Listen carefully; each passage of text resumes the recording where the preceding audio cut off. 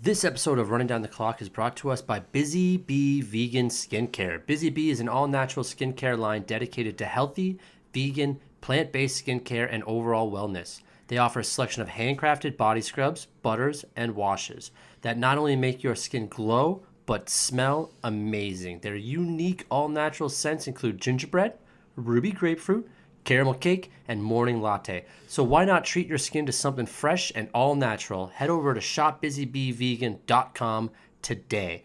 And as a special bonus, Busy Bee is offering listeners of this podcast a 15% discount on your first order with the code Ordinary Podcasts.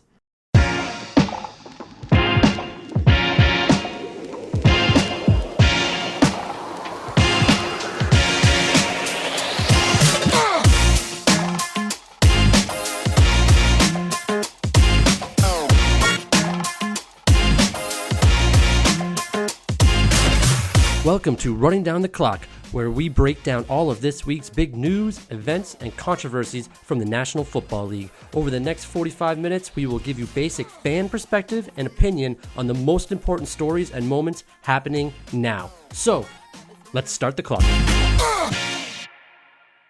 Hello, podcast listeners. Welcome back to Running Down the Clock. I am Tyler Walzak. I'm here with Poya Reisi. Poya, how are you? Good. Thank you for having me.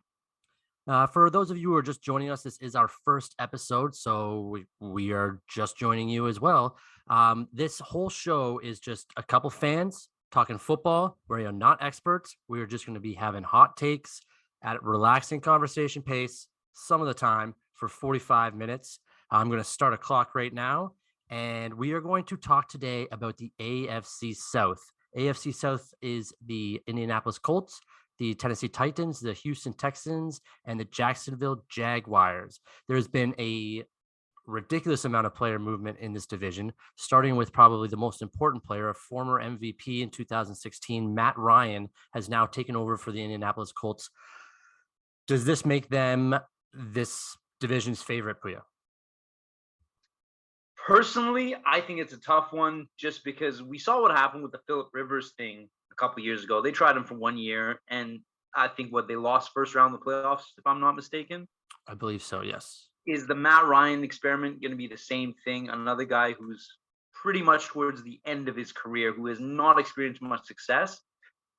Just off a hunch, I personally don't think it's going to pan out that well. I don't think he has that much in the tank, but pro athletes are always proving people wrong, right? So anything could happen. He is a former MVP. The guy's been a career starter. Obviously, yes. There is talent there. It's not that he's a bum.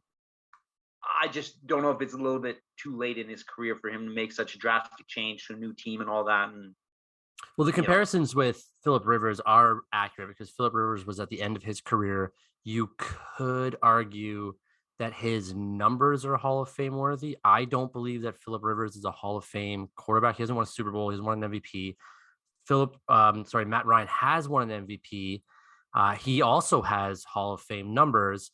Now, what he was lacking in Atlanta for a lot of those years after they went to the Super Bowl was a valid running game. And now that he comes to Indianapolis, he has possibly the best offensive line in the game and arguably also the best running back in the game. Do you think that affects how much he actually has to do? Like, he could just be a game manager and just come in there, run the ball. He's one of the smarter quarterbacks at the line of scrimmage. So if he needs to audible, he's just going to audible and give it to Jonathan Taylor, who will run for, he had the most first down rushes last year, the most yards last year, the most touchdowns last year.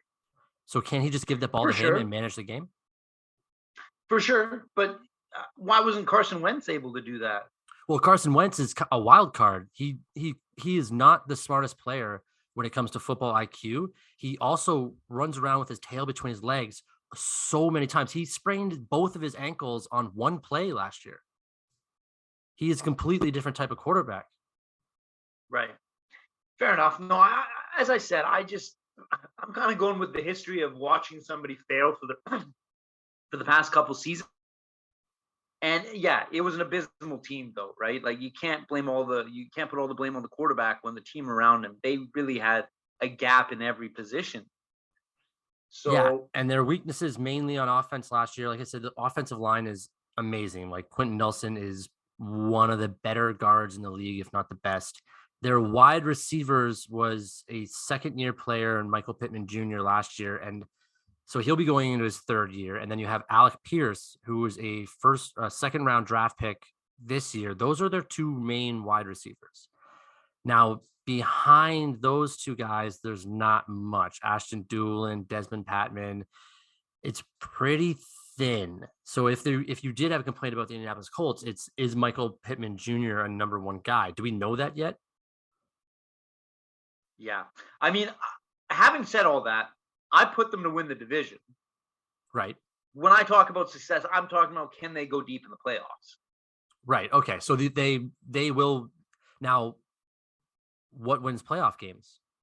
What is always something that people say that wins Super Bowls? Defense And a running game. The Indianapolis Colts have arguably the best defense in the league. They've upgraded it this past year. Over the offseason, they went out and got Stephon Gilmore, all-pro cornerback, and Yannick Ngakoue, all-pro defensive end. So their once best, I think they had 8 guys go to the Pro Bowl last year off the defense team, and now they've only gotten better. So they have the best defense and they have the best running back. Shouldn't that then equate to Super Bowl contender? Yeah, you know what? You make a lot of good points. On paper, they do seem like, I think I'm just kind of caught up in how they've kind of failed to meet expectations the past couple of years. Yeah, but they have. Absolutely. They have. They should be. That's kind of still lingering in my mind. But no, you're right. They have been improving. This is a team where the front office definitely has been doing a good job to try and get them in a better place. I think I'm also overwhelmed by just how lackluster their division is. It's just not that interesting of a division at this time. It's probably, and I think this is why we're starting our podcast off with this division, because I agree with you. I don't think that the teams in this division and then also the names that are on the teams in this division are exciting. Like Matt Ryan was exciting 5 years ago, 6 years ago. But he's old now, and he's the X factor on this Colts team that if he does well, the team will do well. If he does not do well, then it's going to be another disaster in Indianapolis. And it's unfortunately for this division, that's the best team in this division. So if they fail, it's kind of laughable, is it not? Yeah, I mean, having said that, though, like you got them, they got 9 wins last year, right? Yes. I think you're onto something that I think they can pull out a couple more. Some of their guys are a little more experienced. I think Matt Ryan will probably be a little more calm and collected as he normally has been than Carson Wentz. And, getting 10 or 11 wins isn't that unfathomable, right? No, it's not. I mean, they play Houston and Jacksonville twice. So there's 4 wins off the top. Then you got to think that they split with Tennessee. There's 5. They play Washington. Pardon me? Don't count out Jacksonville. Well, we'll get to Jacksonville a bit. Right? But if Jacksonville was what they were last year and Indianapolis is what they are now, let's just go based off that before we start talking about Jacksonville. But then they got Washington. So that's 6. Then it gets pretty hard. They got Pittsburgh. You got to think that's 7. Then they got the Giants. So 8. I mean, it's actually a tough schedule. Chargers, Vikings, Dallas, maybe that's the 9th win. Philly, that's like, those are all kind of toss ups. So 9.5 is their over right now, like over under wins is 9.5. Does that 9.5 doesn't usually win divisions, does it? Don't you want to be up around 11 wins to win a division? Yeah. Titans won it with 12 last year. Yeah, they did. But now let's talk about the Titans, because they did not get better. They probably had one of the worst off seasons, I think, anyways. They lost their number 1 wide receiver. They lost their number 2 wide receiver, even though he wasn't great. Julio Jones was not great for the Tennessee Titans. Now, they've lost A.J. Brown. They lost Julio Jones. They've brought in Robert Woods coming off an ACL injury with the LA Rams. And then they drafted a kid in the first round, Treylon Burks, who's supposed to be pretty good, but also he is a rookie. Now, their offensive line is also pretty good, but you're relying on Ryan Tannehill, who seems to be regressing as the years go on. He was in Miami, kind of got stuck there, comes over to Tennessee, has 2 or 3 good years with Tennessee, gets them to the playoffs. They don't get past Kansas City to get to the Super Bowl. Now it's kind of feels like he's regressing. He threw 3 interceptions in the playoffs last year against the Cincinnati Bengals, basically cost them the game. And then now you have Derrick Henry's 29 years old now, 28 years old. Running backs usually also regress around 30. So how many years does this Tennessee team have left if they've just lost their 2 wide receivers? Yeah, I mean, I do not see them improving on their season last year. I see them dramatically disimproving, if that's the word for it. I think a lot of it's based off Derrick Henry. How healthy is he? How much can he put the team on his back and carry them to some wins? I I agree. don't, Yeah. but coming off an injury, you never know how a running back's going to perform off an injury. That's always such a questionable position for an injured player, right? Like they just don't have that explosive power anymore sometimes, right? Yeah. And No, they he don't. was explosive. That was his thing, right? He was just power and explosivity. He just runs over people is all he does. And Yeah. then that at some point that does add up because it takes a toll on a running back, especially one that gets the ball 300 times a year. It's not a normal thing to do, especially today's NFL. Like back in the 90s, late 90s, early 2000s, you had one running back who was your workhorse and you gave him the ball, you fed him the ball every single running down. Now you've seen kind of it's almost like a hyper backfield where you have kind of a bruiser and then you got like a scat back. And Derrick Henry is just one of those guys where they're just constantly giving him the ball all of the time. So they can win some games off of their running game, but that means he has to stay healthy because their wide receivers aren't going to stay healthy. Robert Woods is not going to stay healthy. He's going to have troubles getting started with that ACL. So can you just are you going to rely the first 5 weeks on Derrick Henry? Because Ryan Tannehill is also kind of like a mess right now. Yeah, I mean, I just don't see how this team is going to improve or get over that playoff hump, which they couldn't get over the past few seasons And with what they have. We always talk too about like each season there's one team in the NFL that goes from playoff contender to like a 4-win, 5-win disaster. Do you think that the Tennessee Titans could be that team this year? I very much think so. Unless Derrick Henry, unless he has some sort of MVP season, put the team on his back and just putting up 2-3 touchdowns a game, which we've seen games where he is unstoppable. Yes. Yes, there's games But where I he just scores don't see 4 the or 5 rest of the team touchdowns. pulling that together. They don't have the receivers. The No, quarterback, he's had some success in the past few seasons in terms of managing games, but I don't see him pulling out a win out of his hat, right? Like he's not he's going to not win throwing a that Hail game. Mary at the end of the game. He's not an Aaron Yeah, Rodgers kind of guy to just like pull off a miracle play in the end to win the game for you. correct. He's not a guy that's going to go out there and steal a victory. There are guys in the NFL, Aaron Rodgers, Tom Brady, Mahomes. Mahomes, another great example. Those guys are going to steal games, and they have that wow factor, that it factor. Ryan Tannehill is not that. He's not that guy. I don't think he's ever been that guy. He's not a flashy quarterback when it comes to his skill level. He's a guy that's in there that can make throws, average throws, above average throws. But yeah, you're right. He's not winning. He's not going to go out there and be impressive enough to win a game by himself. That's Derrick. That's what Derrick Henry does on this team. Yeah. So yeah, I think these could definitely be like a 5-6 win team. Yeah, I think so too. I think so too. It's also not necessarily an easy schedule. So, I mean, I would say that if you have to bet on a team that's going to have the most regression, that's I think that the Tennessee Titans could be that team, and not just in the AFC South. I think they could be that team in the full AFC, full NFC in terms of how much they've fallen off compared to where they are. Because they're also going to have changes that they're going to think about making coming up soon if that does happen. They drafted a quarterback in the 3rd round, I believe. His name is Malik Willis. Now, Malik Willis was one of the quarterbacks in the draft that was talked about going as high as 15th overall. Like they talked about the Lions getting him with their second pick in the draft as well. Like, do you see Ryan Tannehill playing so poorly that maybe they give Malik Willis a chance at some point this season? I don't know if it's necessarily going to be him playing so poorly. I think he will play as Tannehill has. a little bit inconsistent. But at some point, when you're having a losing season, why not try out the young talent? You have nothing to lose at that point. That's a good point. Yeah, because if you're 3-8, 3-9, why still have Ryan Tannehill in there? If he's not the future of your quarterback position, why continue to play him? It's not helping him. It's not helping your franchise. It's not helping your fan base. So if the Tennessee Titans start to show signs of a really bad season, it could be probably, I would say, as early as week 10, maybe they start thinking about Malik Willis. And the NFL, you know how they are.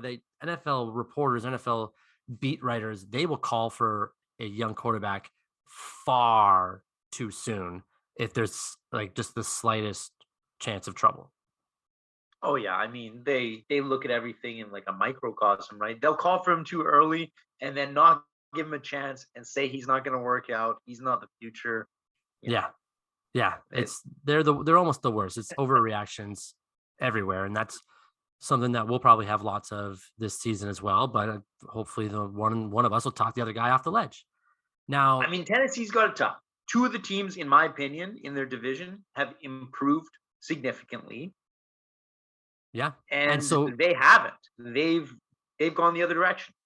I agree. And so now that we've talked about a team that could potentially go from 12-win season to a 5-win season, let's move on to a team that I think both you and I kind of agree on that could be a dark horse team that goes from, would they have 2 or 3 wins last year? 2 wins because they're the first overall pick.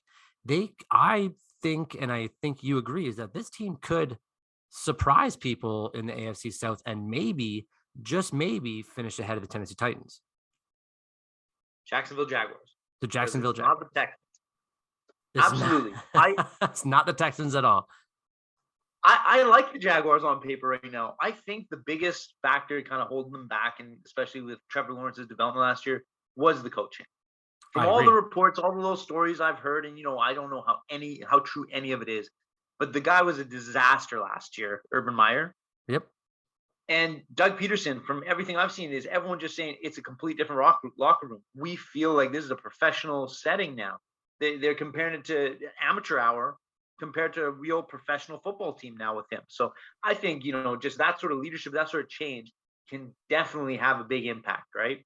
Absolutely. Yeah. I mean, their defense is good. And I believe it was one of the defensive players that did say there is a night and day difference between the leadership in the locker room with the coaching than there was from last year, where you had one of the biggest disasters in NFL coaching history with Urban Meyer, and him coming in and basically making a mockery of the NFL coaching system. And all the players hated him. They didn't get along with him. Even the kicker was complaining about him. And now you go to a Super Bowl winning head coach and Doug Peterson, a guy who is specifically is there to help young quarterbacks. And they have what they like to call a generational talent in Trevor Lawrence under a new head coach who's supposed to be a quarterback guru. So the biggest steps this year that could help the Jacksonville Jaguars is Trevor Lawrence. The team probably rides or dies based on the steps that he takes this year. And I think their wide receiver room is also pretty good. They went out and got Christian Kirk from Arizona. They have Marvin Jones Jr., who all that guy does is catch touchdowns. They went out and got Zay Jones from Las Vegas, Laquan Treadwell from Atlanta.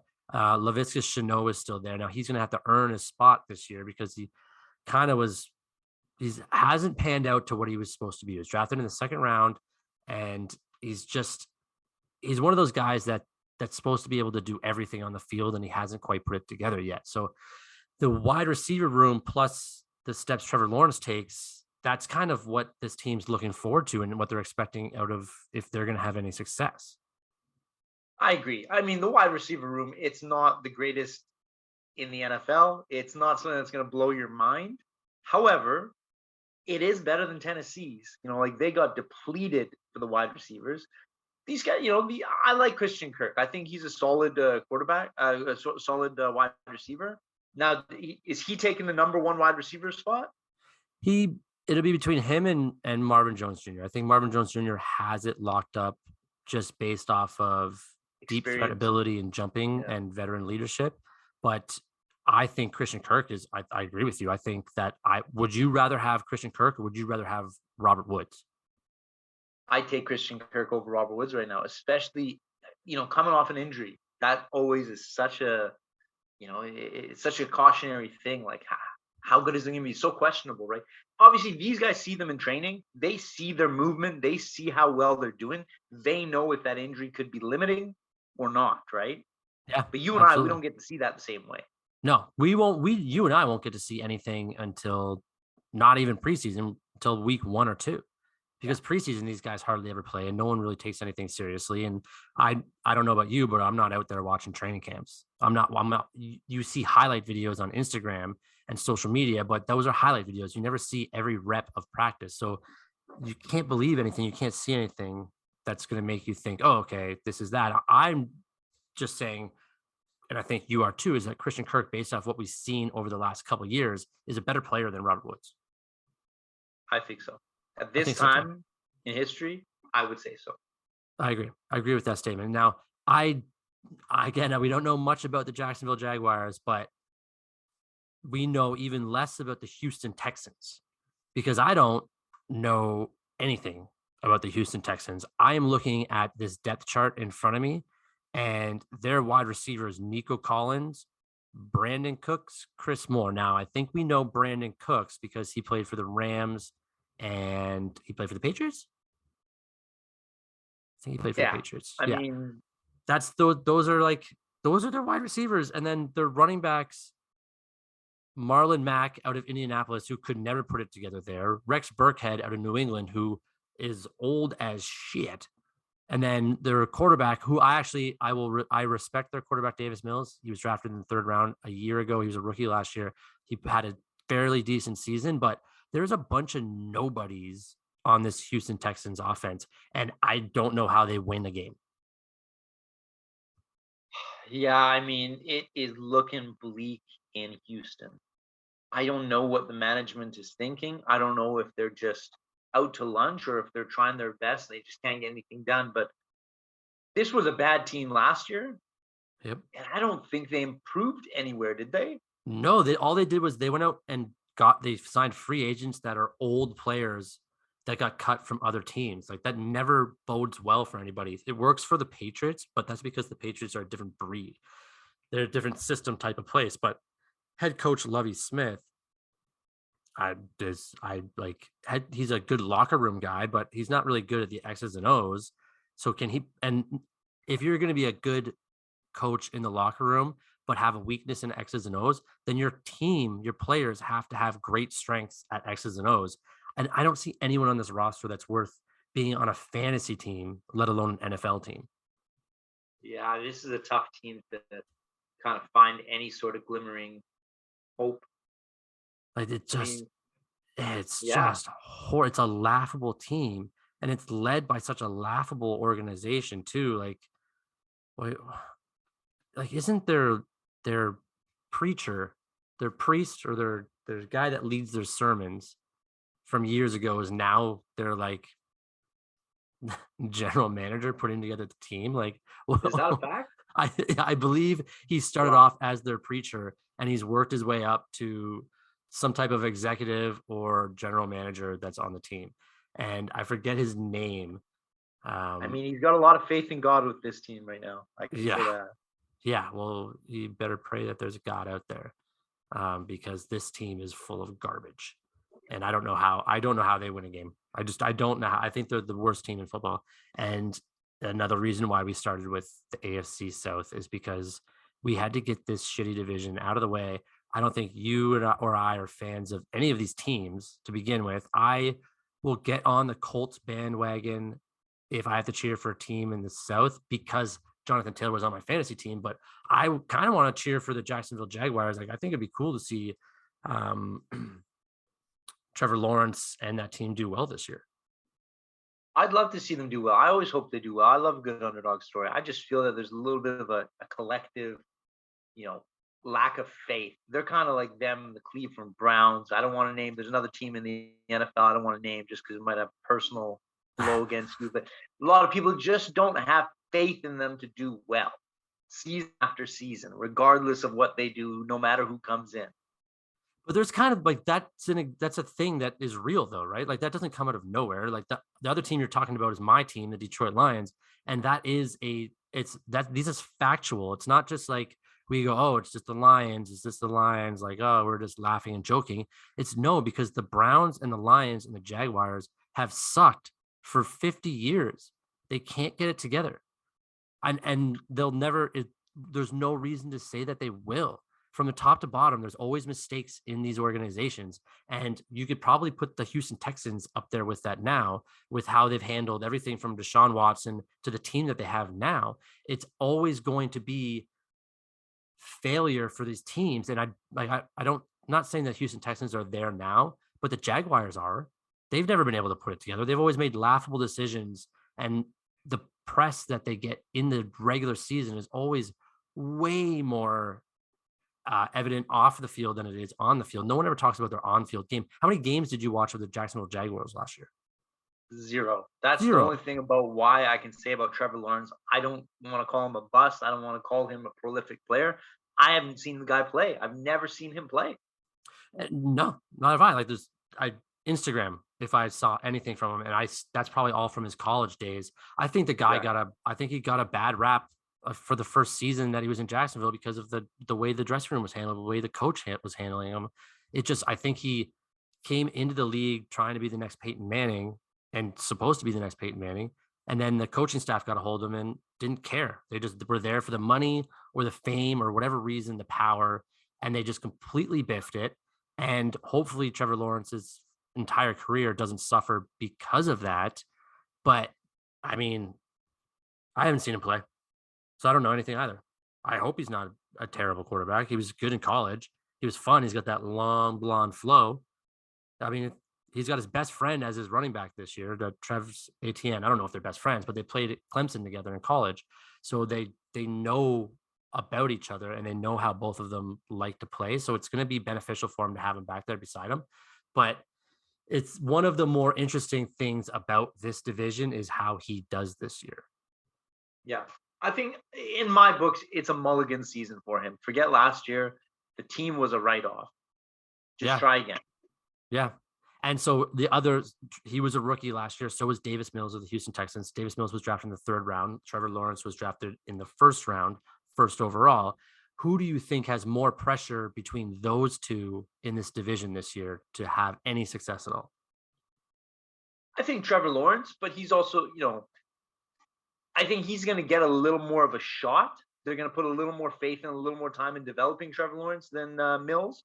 I think so too. But, I can't say there's no pressure on Mills. Being on a bad team, there's a lot of pressure on you because people want to see results. Of course. And when you're just one player, you can't make it all happen. Your career, your season, whatever, might be in jeopardy, and it's not your fault. That's just the way that, the cards were dealt. You came into a bad situation.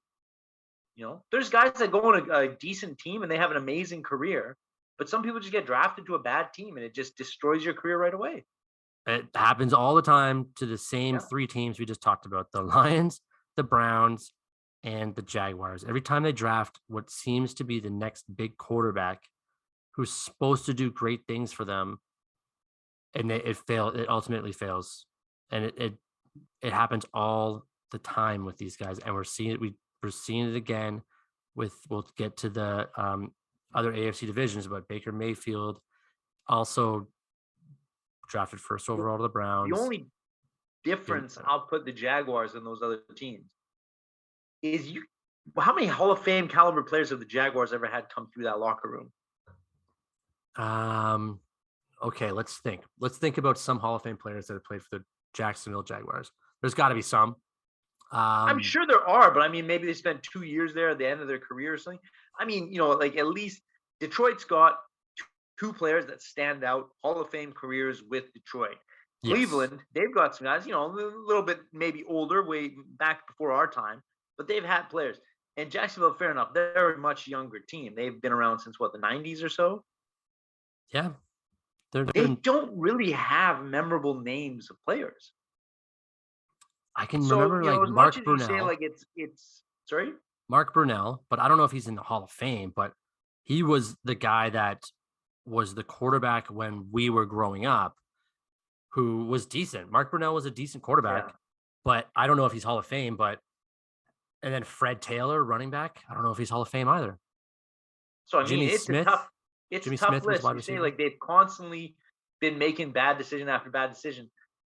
They just bad decisions at the draft, I guess, really, because they haven't really been able to pull out any sort of star caliber players. Well, also There's no one no wants to game stay there. changer players that have gone through Jacksonville.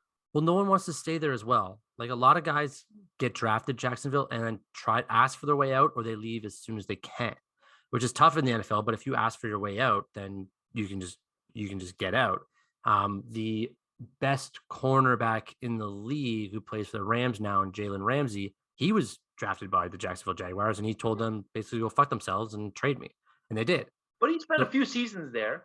He he did, he yeah, he and built they his name there. Like he made a name for himself there. It's not like he showed up draft day and said, "I'm out." He didn't pull an Eli Manning. No, that's He true. But once he he saw what did was play. happening, once he saw what was happening there, and that the team wasn't trying to get better or doing things that were going to make them a better team and kind of taking the cheap way out, he then said, "I'm get me out of here," which is the problem with the three teams that we've been talking about, is that they don't tend to treat the players well, and they don't really want to build a team that is going to win. They kind of just want to build a team that's going to sell tickets or be in the NFL. They just want to stay in the NFL to get money, is what it seems like. No, like I don't know how else to explain it. Like, Yeah, why are I they so mean, bad for so long?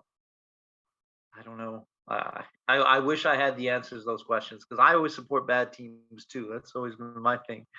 But I mean, even with Jalen Ramsey on the Jaguars, they went to the conference finals, did they not? I Blake don't know. Bortles, the quarterback, they lost to the Patriots in the conference finals. Blake Bortles was the quarterback, and they went to the AFC Yeah, they Championship. lost to the Patriots, and I think that was the year the Patriots went to beat um, the Falcons, if I'm not That mistaken. in 2016.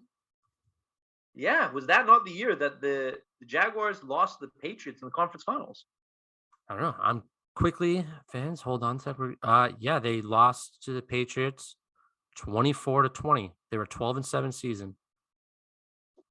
More about this game. I've completely forgot about this. Yeah, Blake Bortles. Man, Yeah, Blake and they had Bortles. that was when and then Ramsey left after that, I'm pretty sure. Yeah, they had Leonard Fournette on that team, TJ Yeldon, Alan Hearns, Marquise Lee. All these guys left. Yeah.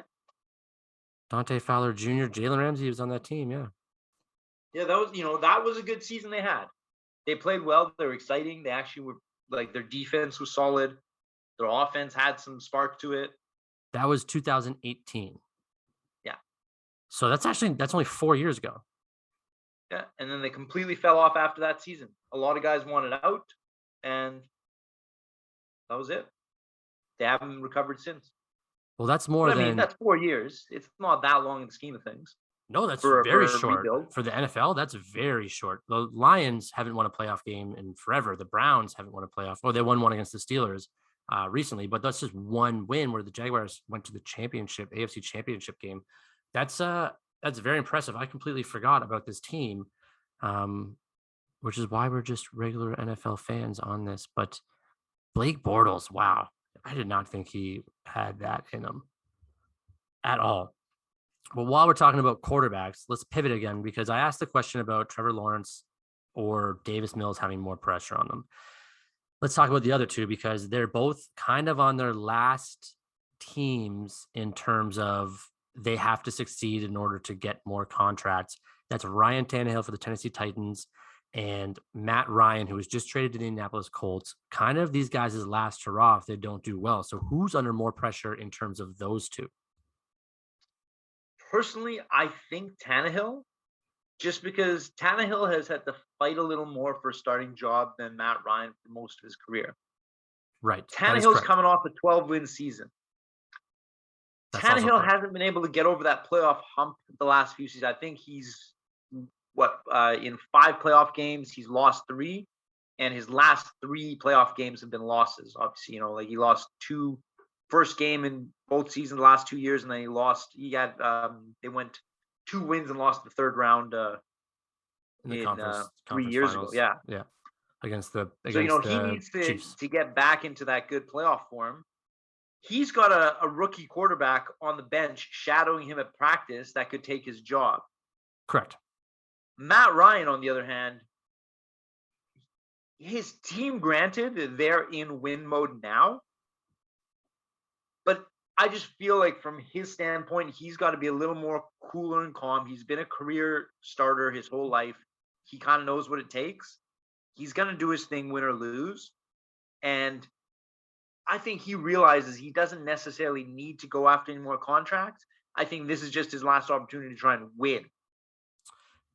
Tannehill's got a little more in the tank to try and extend his NFL career.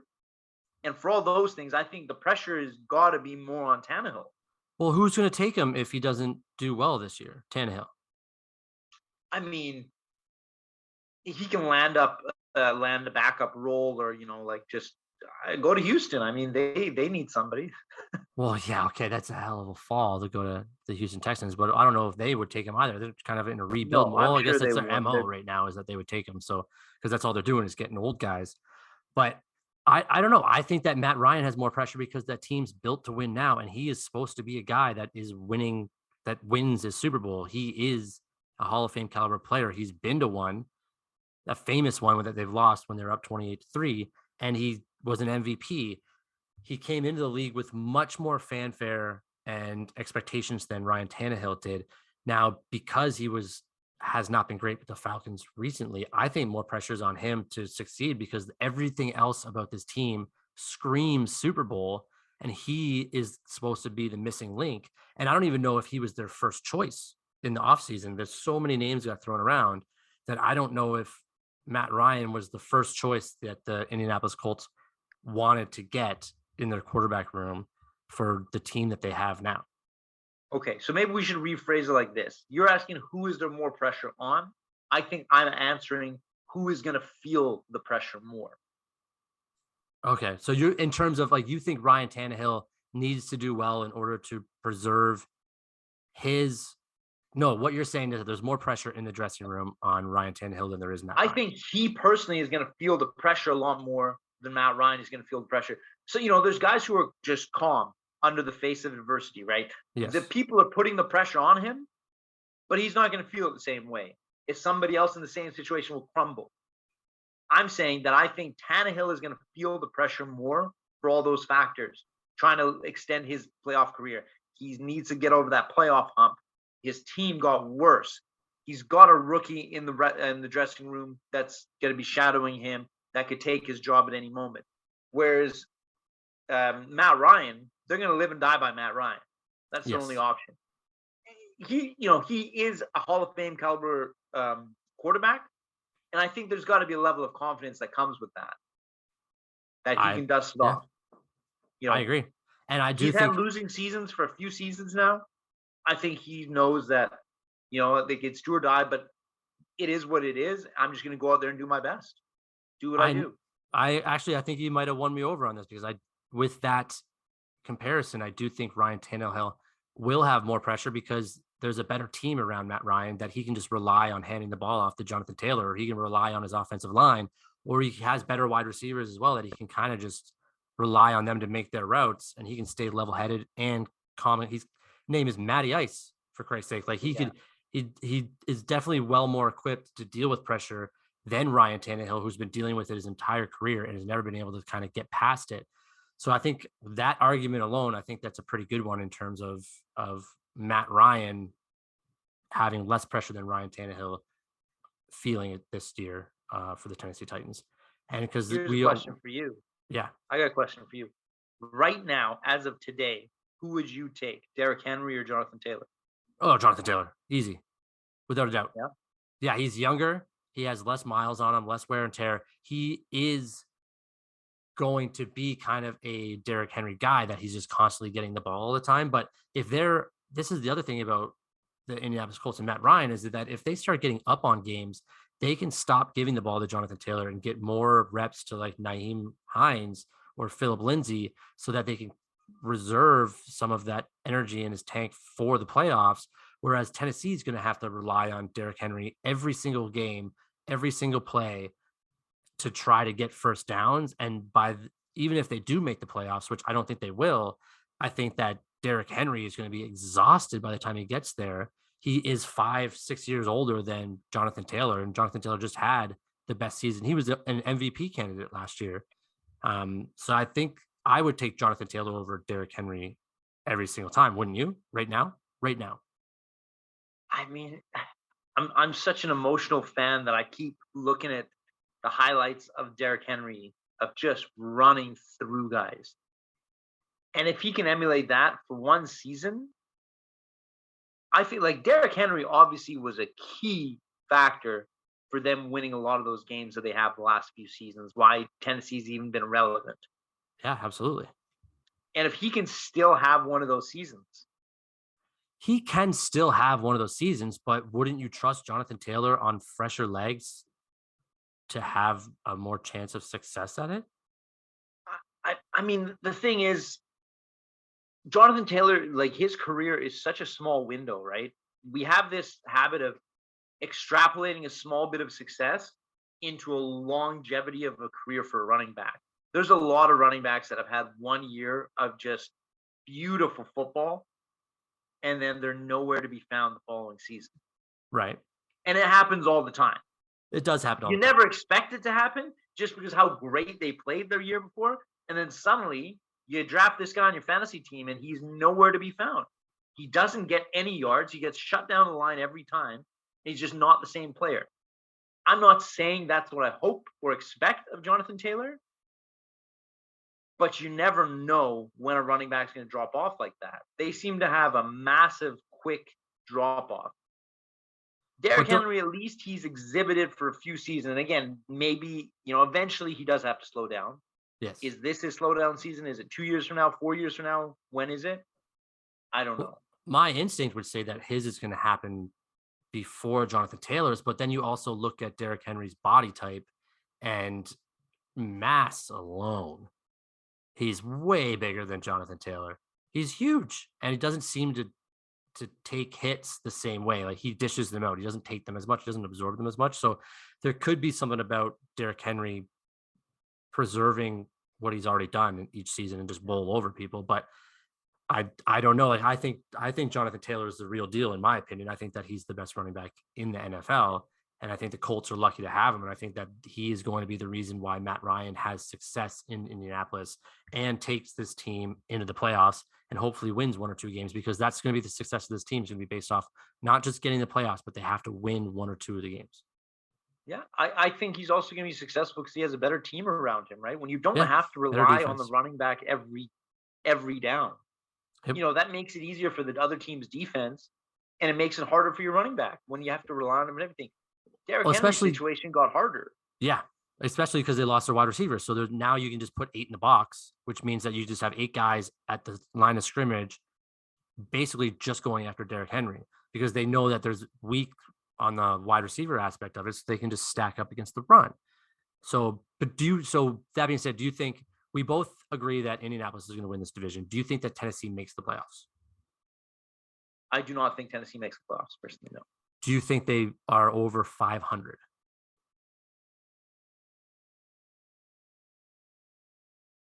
So 17 games. So they got to be 9-8 or 8-9. Yeah. If Derrick Henry stays healthy, I think they can pull 9 wins. So now that being said, I'm even saying that. No, I don't think so. I'm pulling 8 wins. I'm pulling 8 wins. To say Indianapolis is that Vegas says that they're only going to win 9 or 10 games. The line is at 9.5. So if Tennessee wins 9, then they're right in that division race. I think they win 6 games if they're lucky. Well, I can see that. The more I got to remember looking at the rest of the team. Yeah, it's not a good team. Really not a lot going on there. It's not a very good team. Poya, do you have any last words for us on the AFC South? You know what? I mean, none of these are teams I've ever really been a fan of, ever watched. So I'm hoping, for everybody's sake, that they can prove me wrong a little bit and play some exciting football. Because I don't wish poorly on any of these teams. But I mean, I just don't really have a lot of great things to say about most of them. I mean, this is not the division that I'm looking out. I'm looking forward to watching this season. I agree. I think that if I had to sum this up, I'd say that this division is by far the least interesting to me as a fan, just based off of where like we live or anything like that. And the Colts, I think, run away with it, which also makes it less interesting because there's not going to be a fight for whoever wins this division to make the playoffs. So I just don't think it's going to be an exciting division at all. It'll be exciting when the Colts get to the playoffs if Matt Ryan has success, but Matt Ryan doesn't have success. This should be a stinker division. So it could possibly be the worst division in the league, but also if Jacksonville can put it together, it could turn us around. That's what I'm most excited to see is how the Jacksonville Jaguars and Trevor Lawrence do in this division, because I think the Colts run away with it, and I think they run away with it early. I agree. All right, fans. Well, thanks for tuning in to our very first Running Down the Clock podcast with myself, Tyler Walzak, and my good co-host friend, Poya Reisi. Next week, next episode, depending on whenever these air, we'll be talking about the NFC South, and we are very much more looking forward to that than we were a conversation about the stinker AFC South division that neither of us really care about, because we don't have any teams or dogs in this fight. Please tune in to the next episode, and thank you all for listening. Running Down the Clock is brought to you by the Ordinary Podcast Network and is every Thursday running until the week after the Super Bowl. We hope you enjoyed enough to subscribe and tune in again next week.